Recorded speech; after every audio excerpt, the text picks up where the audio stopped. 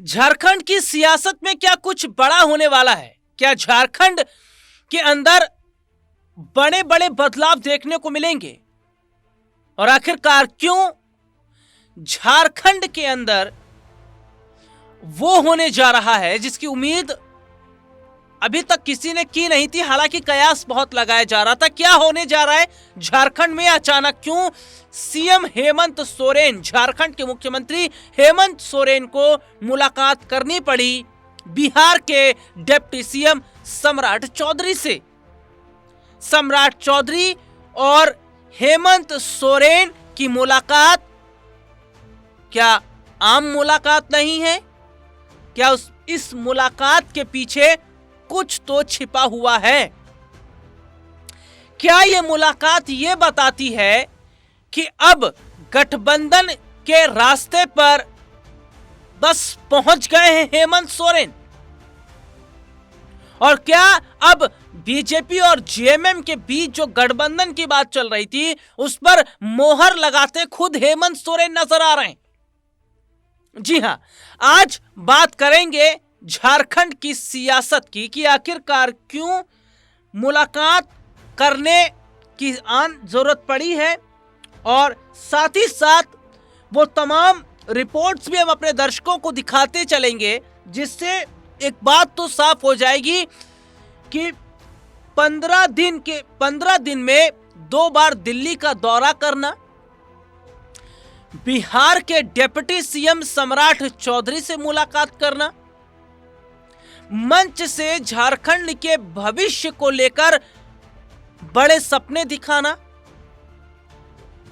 और तो और यह तक भी देखा जाता है कि एक जो दिल्ली में समारोह था, जो प्रोग्राम था, उसमें सियासी नेताओं से मुलाकात भी उन्होंने की है।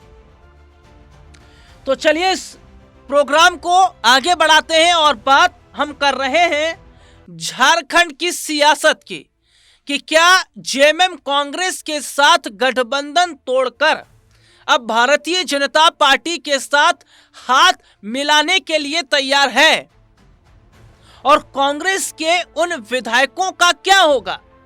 क्या वे कांग्रेस के विधायक आगामी समय में बीजेपी के साथ हाथ मिला लेंगे? क्योंकि बाबूलाल मारांडी ने बीते कुछ समय पहले कांग्रेस विधायकों से जो संपर्क किया था, उसके बाद तमाम कयास लगाए जा रहे थे। देखिए, भारतीय जनता पार्टी के साथ गठबंधन की क्या डील हो चुकी है, और क्या बिहार के डिप्टी सीएम सम्राट चौधरी से हेमंत सोरेन का मुलाकात करना, बातचीत करना, क्या यह इशारा करता है कि सब कुछ यूं ही नहीं हो जाता साहब? सब कुछ यूं ही नहीं हो जाता। अगर धुआं उठ रहा है ना, तो चिंगारी तो कहीं ना कहीं लगी है, और हर बार इत्तेफाक नहीं होता, इत्तेफाक एक बार होता है, लेकिन अगर वो चीज बार बार हो रही है तो ये एक इशारा कहा जाएगा, ये एक इशारा माना जाएगा। तो देखिए कैसे बिहार के डिप्टी सीएम सम्राट चौधरी से हेमंत सोरेन की मुलाकात हुई है, वो तस्वीर भी मैं दिखाऊंगा, और क्या बातचीत हुई है ये जरा रिपोर्ट आप ध्यान से देखिए। झामुमो अध्यक्ष व झारखंड के मुख्यमंत्री हेमंत सोरेन और बिहार के डिप्टी सीएम सम्राट चौधरी की मुलाकात बहुत कुछ बयां करती है। बयां ये करती है कि क्या वाकई कुछ बड़ा सियासी बदलाव होने वाला है। दरअसल दोनों नेताओं ने हाथ मिलाते हुए फोटो भी खिंचवाई है, जो इंटरनेट मीडिया में वायरल हो रही है। ऐसे में सवाल उठ रहा है कि दोनों के बीच बातचीत क्या हुई है, और आखिरकार क्या बड़ा संदेश देने का काम किया गया। दरअसल गोड्डा के राजद विधायक सह झारखंड सरकार के मंत्री संजय प्रसाद यादव की दिवंगत माता स्वर्गीय प्राणवती देवी की श्रद्धांजलि सभा में एक भोज आयोजित किया गया था।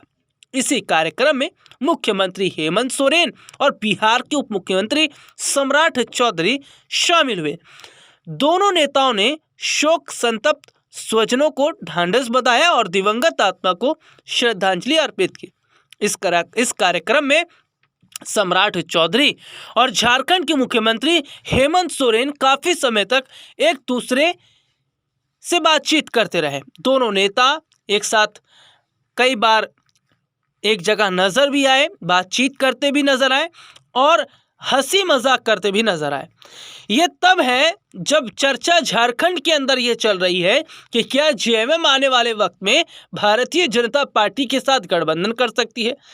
दरअसल बीते काफी समय से जहां झारखंड की सियासत में सियासी माहौल जो है वो अलग बना हुआ है और चर्चा जेएमएम और बीजेपी के गठबंधन की चल रही है, तो हेमंत सोरेन और बिहार के डिप्टी सीएम सम्राट चौधरी की मुलाकात ने इस सियासी माहौल को हवा और दे दी है। यानी कि हेमंत सोरेन ने यह साफ कर दिया है कि बीजेपी के साथ जल्दी वो एक नए रिश्ते में बंधने वाले हैं। तो ये रिपोर्ट आपने देखी जिसमें विस्तार से हमने अपने दर्शकों को दिखाया, और एक वीडियो में अपने दर्शकों को और दिखाऊंगा। ये वीडियो है हेमंत सोरेन का, जो झारखंड के मुख्यमंत्री हैं। मंच से उन्होंने एक बड़ा सियासी संदेश दिया है झारखंड के उज्जवल भविष्य को लेकर, जहां वो बात करते नजर आ रहे हैं। तो इस बीच उन्होंने कुछ बातें ऐसे कही हैं जो बहुत कुछ इशारा करता है आगामी समय को ध्यान में रखते हुए, झारखंड की राजनीति को ध्यान में रखते हुए। मंच से क्या कह रहे हैं हेमंत सोरेन, ये रिपोर्ट जरा आप देखिए। हमारे होनहार नौजवानों के लिए, छात्र छात्राओं के लिए हम लोगों ने गुरुजी स्टूडेंट क्रेडिट कार्ड हम लोगों ने लॉन्च किया है, चलाया हुआ है, जहां पर आपको 15 लाख रुपए तक का मिनिमम 4% के इंटरेस्ट रेट पर पैसे उपलब्ध होंगे, बिना किसी जमीन जायदाद, घर द्वार, गाड़ी मोटर बंधक किए। और तो और जो पैसे आप 15 लाख रुपए लेंगे वो तब तक आपको वापस नहीं करने हैं जब तक आपकी पढ़ाई पूरी नहीं होगी। पढ़ाई पूरी होगी, 1 साल के बाद आपको नौकरी मिलेगा, उसके बाद आपको बैंक में धीरे धीरे वापस करना।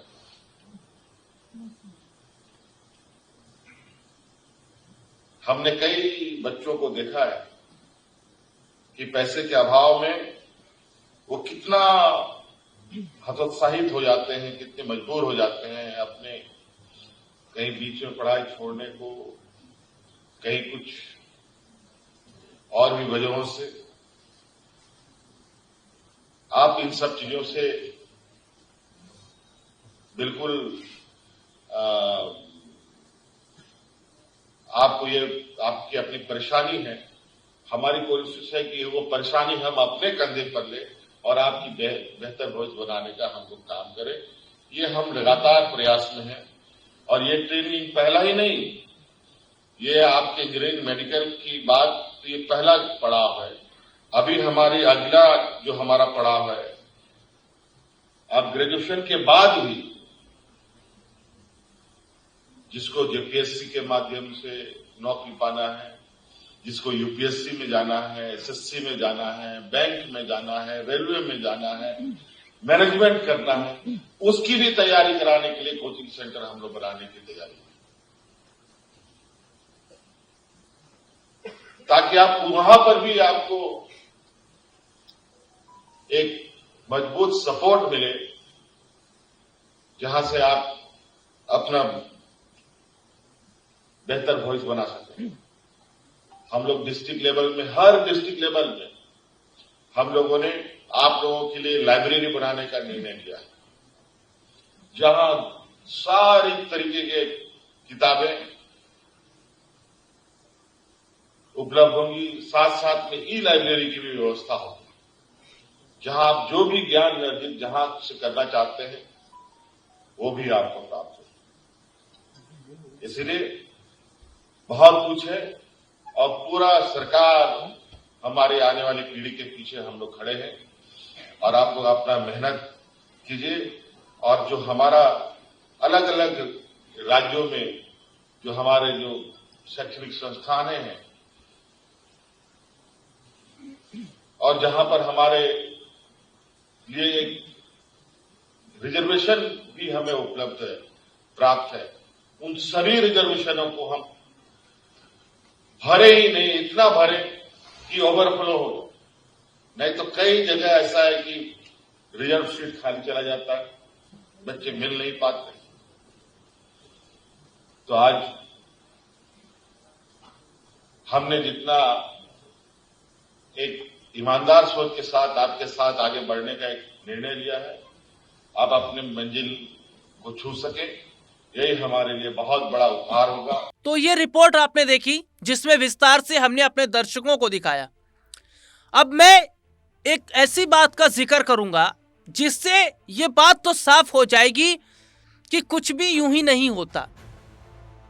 धुआं तभी उठता है जब चिंगारी लगती है, और हर बात इत्तेफाक नहीं होती साहब। सुनिएगा बड़े ध्यान से। हेमंत सोरेन ने 15 दिनों के अंदर 2 बार दिल्ली का दौरा किया। 15 दिन के अंदर 2 बार उन्होंने दिल्ली का दौरा किया, और इस दौरान खबर यह भी आती है कि उन्होंने यहां पर सियासी नेताओं से मुलाकात की है। 2 बार दिल्ली दौरा करने का मतलब ही बहुत कुछ हो जाता है। और यह खबर भी निकलकर सामने आई है कि जिस तरीके से जेएमएम जो है वो बीजेपी से गठबंधन के लिए जो तैयार दिखाई दे रही है, उसमें कुछ शर्तें भी नजर आ रही हैं। हालांकि यहां पर डिप्टी सीएम की भी बात हो रही है कि अगर बीजेपी और जेएमएम के बीच गठबंधन होता है तो डिप्टी सीएम किसे बनाया जाएगा, डिप्टी सीएम कौन होगा? क्योंकि भारतीय जनता पार्टी के अंदर तमाम ऐसे चेहरे हैं जो खुद को उप मुख्यमंत्री की रेस में देख रहे हैं, जिनमें बाबूलाल मरांडी हैं, रमेश हांसदा जैसे बड़े चेहरे हैं। इसमें सीता सोरेन का नाम भी आता है। बीजेपी के और भी बड़े चेहरे इसमें नजर आ रहे हैं। यानी कि अभी गठबंधन हुआ भी नहीं है, लेकिन गठबंधन से पहले डिप्टी सीएम कुर्सी के लिए नेताओं की लाइन लग गई है बीजेपी के अंदर। यह एक बड़ा सरदर्द बन गया है। अगर मैं बात करूं कि घाटशिला में कुछ समय पहले अगर जो उपचुनाव हुए थे, झारखंड की घाटशिला सीट पर जो उपचुनाव हुए, उस उपचुनाव में बीजेपी को बड़ा झटका लगा। इस झटके की मेन वजह अगर किसी को माना जा रहा है तो वो चंपई सोरेन है। क्योंकि चंपई सोरेन के कहने पर भारतीय जनता पार्टी ने क्या किया, चंपई सोरेन के कहने पर उनके बेटे बाबूलाल को टिकट दिया गया, और झारखंड की जो घाटशिला सीट है उस पर भारतीय जनता पार्टी चुनाव हार जाती है। सबने देखा। जेएमएम के प्रत्याशी यहां से चुनाव जीतते हैं। चंपई सोरेन का नाम भी डिप्टी सीएम की लिस्ट में है। तो यह देखा जा रहा है कि एक गलती भारतीय जनता पार्टी ने उस वक्त कर ली थी, लेकिन चंपई पे क्या दोबारा भरोसा जता पाएगी? हालांकि इन सब के बीच में बीजेपी के अंदर फूट पड़ती नजर आ रही। खबर यह है कि बाबूलाल जो मरांडी हैं वो बीजेपी के वरिष्ठ नेता हैं, वो वरिष्ठ चेहरे हैं और बड़ी पकड़ वो रखते हैं बीजेपी के अंदर, और कोशिश उनकी है कि भैया कांग्रेस के विधायकों को तोड़कर बीजेपी में लाया जाए। अगर बाबूलाल मरांडी ऐसा करने में कामयाब हो जाते हैं तो फिर तो बड़ी बात तो रहेगी, और उसके बावजूद भी अगर उनके हाथ डिप्टी सीएम कुर्सी नहीं आती फिर तो बवाल हो जाएगा। उससे पहले ही बवाल हो रहा है। माना जा रहा है कि भैया विधायक तोड़ने तक की बात आ गई है कि भैया बीजेपी से विधायक तोड़ देंगे, बीजेपी के विधायक को तोड़कर हम जेएमएम की तरफ ले आएंगे, ये तक बात हो रही है। तो ये स्थिति बनी हुई है। और मैं यहां पर बात कर रहा था कि हेमंत सोरेन ने 15 दिन में 2 बार दिल्ली का दौरा किया है। इसके कुछ तो सियासी मायने होंगे। क्या मायने हैं, ये जरा रिपोर्ट आप देखिए। झारखंड के मुख्यमंत्री हेमंत सोरेन अपनी पत्नी कल्पना सोरेन के साथ बीते कुछ समय पहले अचानक दिल्ली पहुंचे। हेमंत सोरेन 15 दिन में दूसरी बार दिल्ली दौरे पर पहुंचे थे।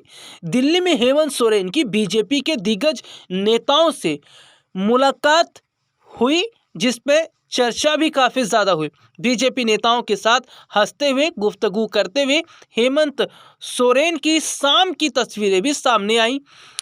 दिल्ली दौरा और बीजेपी के दिग्गज नेताओं के हेमंत सोरेन की होने वाली मुलाकात के अर्थ भी बहुत ज्यादा निकाले गए। दरअसल झारखंड के गवर्नर संतोष कुमार गंगवार के बेटे की कुछ समय पहले जो शादी हुई थी, शादी के बाद दिल्ली में रिसेप्शन था। इस रिसेप्शन पार्टी में झारखंड के मुख्यमंत्री हेमंत सोरेन अपनी पत्नी कल्पना के साथ शामिल हुए। हेमंत सोरेन दिल्ली पहुंचे और इस दौरान उन्होंने वर वधू को आशीर्वाद दिया और यहां पर सियासी नेताओं संग बातचीत करते हुए नजर आए। संतोष गंगवार के बेटे के रिसेप्शन के दौरान बीजेपी के कई बड़े बड़े लीडर शामिल हुए थे।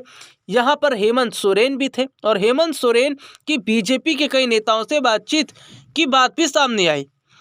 बता दें कि हेमंत सोरेन दिल्ली के दौरे पर थे। उस वक्त दिल्ली में हेमंत सोरेन ने बीजेपी के कुछ नेताओं संग जो बातचीत की, उसके बाद चर्चाएं शुरू हो गई थी कि क्या हेमंत सोरेन वाकई बीजेपी के साथ गठबंधन करेंगे, क्योंकि अचानक 2 बार जो दिल्ली दौरा हेमंत सोरेन ने किया, उसके बाद में ये सवाल खड़ा होना लाजमी था कि क्या हेमंत सोरेन कुछ तो बड़ा करने वाले हैं।